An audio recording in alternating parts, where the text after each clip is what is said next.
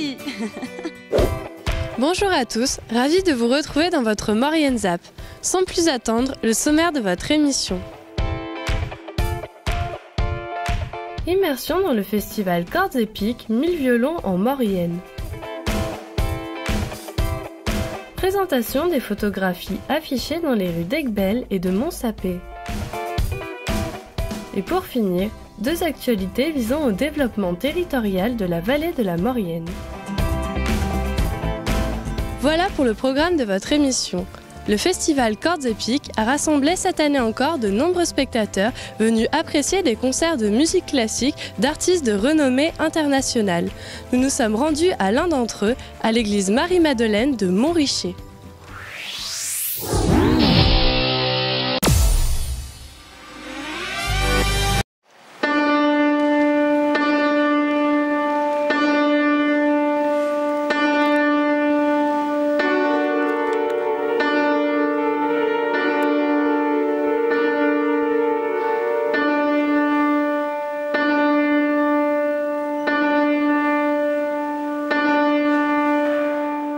Créé il y a 21 ans, le festival Cordes Épiques est avant tout une histoire d'amitié entre Gilles Chanceleur, luthier, et Jean-Marc-Philippe Bajarbédian, violoniste, qui, fort de leur complémentarité musicale, ont décidé de créer ce festival unique en son genre. Jean-Marc-Philippe Bajarbédian, violoniste de talent, 3 fois récompensé aux Victoires de la musique avec son trio Wanderer, est chaque année très ému de venir jouer ici en Maurienne. Pour l'occasion, il donnait un concert le mercredi 2 août avec la célèbre pianiste Christy Julien.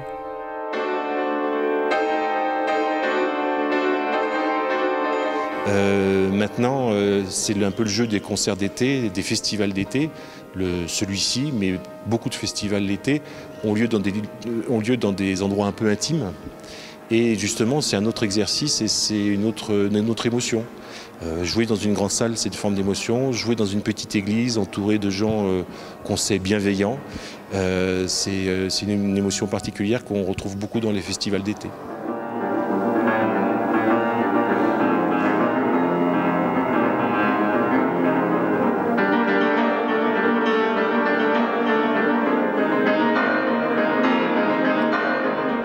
Christy Julien, musicienne de chambre passionnée, participe depuis de nombreuses années à ce festival et est toujours très heureuse de revenir en Maurienne. Très important, ça fait plus de 10 ans que je viens ici. Chaque année, j'ai mon cœur qui est heureux de venir passer 1 ou 2 semaines ici, entre les cours que je donne, avec les concerts, les amis. Et c'est que du plaisir. Et ça permet d'avoir une expérience avec justement un écho qui n'est pas commun, donc on doit s'habituer et on doit voilà. Gilles Chanceleur pensait que l'édition 2017 serait plus calme que l'édition des 20 ans. Mais il n'en est rien, et cette année encore, le festival fut victime de sa popularité. On a pas mal de stagiaires, puisqu'on est une centaine sur la station des Carélis, là. Et on a, sur cette centaine de personnes, à peu près 70 jeunes qui sont venus quand même au concert ce soir. Mais ils sont venus à presque tous les concerts. Donc c'est vrai qu'après 2 semaines, c'est un petit peu de fatigue et tout, mais avec un tel sentiment de bonheur que non, on est heureux, on va continuer.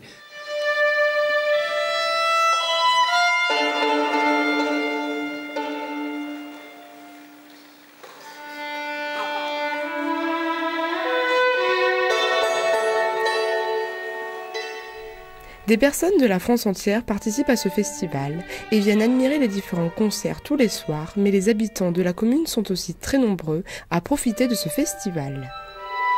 Tout à fait, oui, c'est un partenariat. Effectivement, la commune, en échange d'une subvention, permet donc aux habitants de venir écouter gratuitement tous ces concerts de très grande qualité avec des virtuoses. Véritablement, ce sont des artistes internationaux et on est très fiers de cela.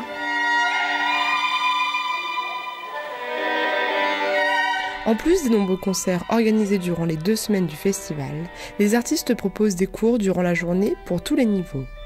De nombreux élèves ont pu participer à ces cours au plus grand plaisir de Christy Julien, pour qui transmettre sa passion est très important.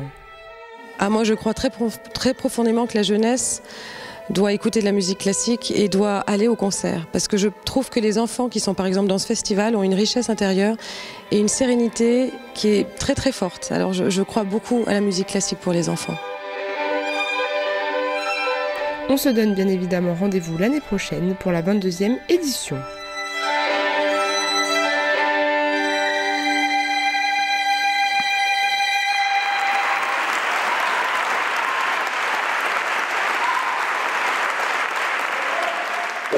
Cet été, vous avez pu apercevoir de drôles d'affiches dans les rues d'Aiguebelle et de Montsapé, une initiative originale de l'association Arcos.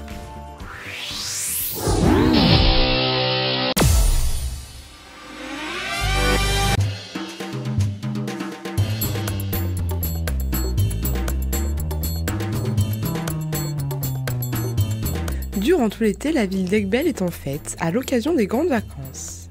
Pour participer au dynamisme de cette ville, l'association Arcos organise durant le mois de juillet et d'août une exposition en plein air, la 4e édition de l'Ars Affiche.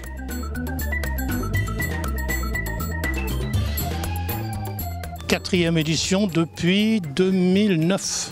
Donc la première fois, nous avons essayé de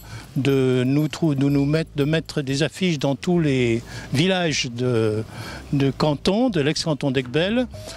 Puis, plus particulièrement à Aiguebelle, par 2 fois, et ici, Aiguebelle et Montsapé. Pourquoi Montsapé? Bien parce que nous nous associons au 25e anniversaire des Argéissants. 9 clichés en noir et blanc ont été imprimés en grand format, sur du papier de 3 mètres par 6. Puis, les différents clichés ont été collés sur les murs et les vitrines d'Aiguebelle et de Montsapé. Les clichés ont été réalisés sur le thème de la musique, en lien avec la 25e édition du Festival des Arts Jaillissants de Montsapé. Pour coller au plus près du thème, des élèves de l'école de musique ont participé au projet en prenant la pause. Des scénettes imaginaires et originales sont alors mises en place pour le plus grand bonheur du photographe. Puis, le projet a été ouvert aux forces vives du territoire. Agriculteurs et éleveurs se sont alors pris au jeu et ont posé à côté des instruments de musique avec leurs animaux. Alors, à Montsapé, il y a 3 images à Montsapé. Il y en a 7 ici à Aiguebelle, 3 à Montsapé.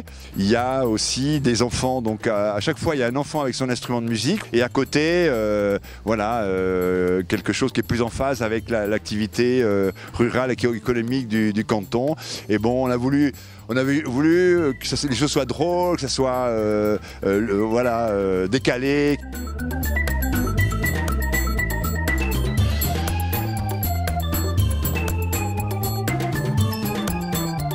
Cette exposition sera visible durant tout l'été dans les villes d'Aiguebelle et de Montsapé. Le mot de la fin, c'est d'inviter tous les Mauriennais et les vacanciers à faire le détour par Aiguebelle, parce que c'est aussi un peu le but, et par Montsapé pour voir la totalité de l'exposition, et on les en remercie d'avance.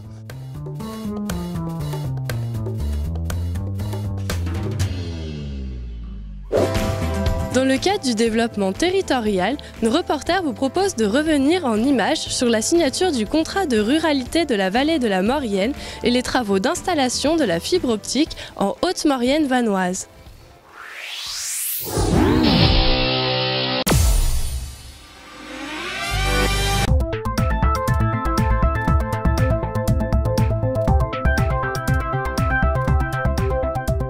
Le contrat de ruralité pour la vallée de la Maurienne a été signé le 21 juillet dernier entre M. Denis Labbé, préfet de la Savoie, et les différents présidents des communautés de communes de Maurienne. Le syndicat du pays de Maurienne a aussi participé à l'élaboration de ce contrat. Les contrats de ruralité sont destinés à coordonner les dispositifs et les moyens mis en œuvre pour le développement institutionnel, économique et associatif des territoires.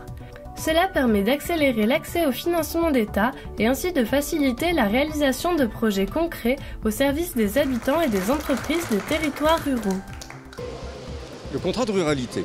Alors, le contrat de ruralité, c'est un dispositif qui a été voulu par le gouvernement de manière à coordonner au mieux l'action publique, l'action de l'État sur un territoire autour d'axes forces qui sont l'attractivité du territoire, la revitalisation des bourgs-centres, les mobilités, la santé, la cohésion sociale et également la transition énergétique.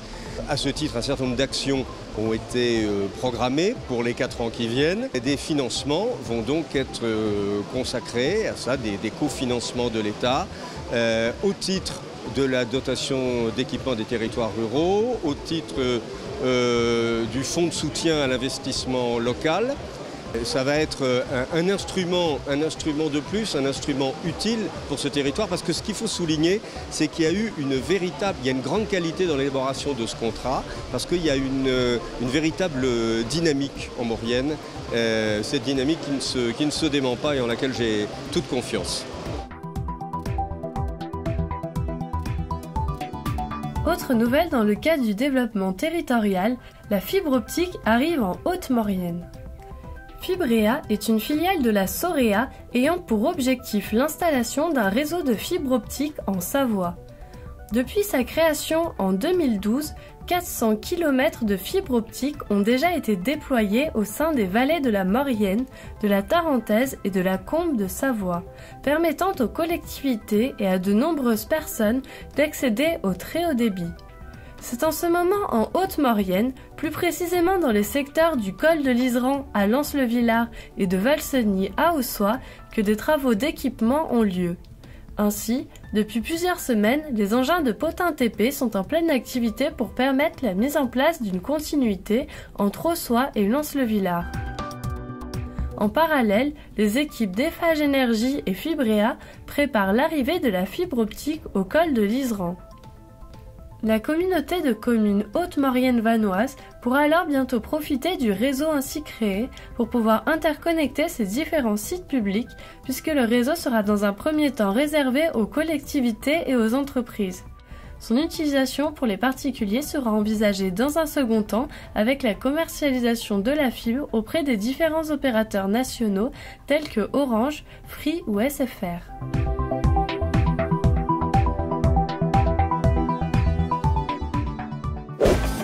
Votre émission touche à sa fin, on se retrouve la semaine prochaine, mais avant de se quitter, n'oubliez pas votre agenda. Venez partager un moment convivial avec les autres habitants de la vallée autour d'un pique-nique géant le samedi 26 août à midi au Clos Carlos à Saint-Jean-de-Maurienne. Pour la modique somme de 3 €, vous pourrez vous restaurer avec différentes salades et viandes grillées, avoir une chance de gagner à la tombola et profiter d'animations musicales et de jeux en bois. Seule condition d'entrée, amener le dessert. Réservation obligatoire au 06 26 22 38 51. Le dimanche 20 août, de nombreux coureurs se lanceront lors du mythique Trail du Galibier, sur 3 parcours de 46, 23 et 10 km ou une montée verticale de 600 D+. Il est possible de concourir en binôme sur la course de 23 km. Plus que quelques dossards disponibles sur l'ensemble des épreuves. Pour réserver le vôtre, rendez-vous sur le site www.traildugalibier.com.